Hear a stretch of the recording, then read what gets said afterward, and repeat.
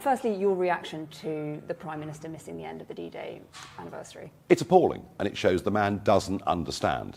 You know, he's not basically patriotic. He doesn't care about our history, frankly, our culture. You know, D-Day was an amazing operation between the Americans, Canadians, and us. It was the beginning of the liberation of Europe. It was done at huge sacrifice.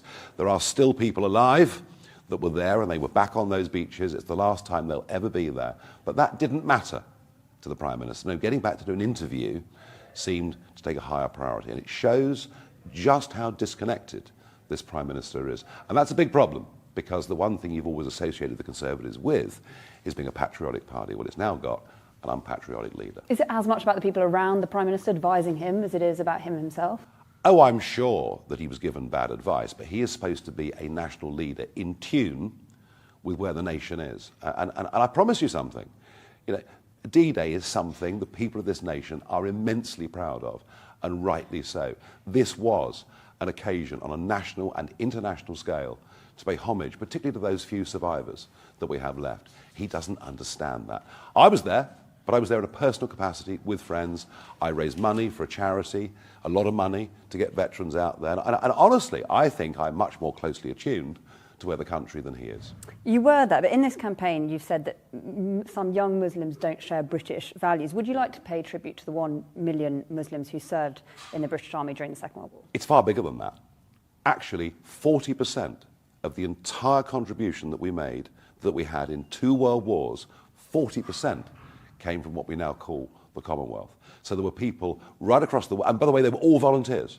None of them were pressed to do it. So I fully understand that history. The problem that I'm talking about is a separate problem of 18 to 24-year-old young Muslims who are born in this country who increasingly are being radicalized. Do you understand why people have found those comments uncomfortable, to say the least? Why it has been, you know, taken on by people, you say you're not racist, but it has been used by people who are racist to fuel their arguments? I'm not interested in those people, and thank goodness in this country they are a tiny minority fringe. All I'm doing is stating an obvious truth that makes people in Britain feel very, very uncomfortable. Why? And I don't know the answer.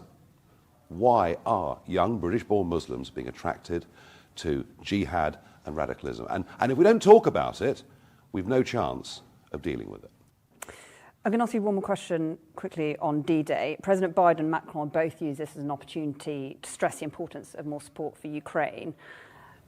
You once spoke of your admiration for Vladimir Putin. No, I didn't. You said he was an operator, as you put it. Well, that's not admiration, is it? So let's get this right. I said he was. Do you still think? I said he was an unpleasant human being. I wouldn't want to spend time with him, but he was a very clever political operator. Let's get the context right, shall we? And can I ask, do you think that you're more charismatic than Richard Tice?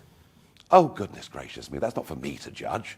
Do you? Go on. I don't know, I've no idea, but I am more charismatic than Starmer and Sunak. Of that, I have no doubt at all. How do you take the news that you were bigfooting him this week? Look, he'd been urging me to do this for the last few months. I was the one that was reluctant.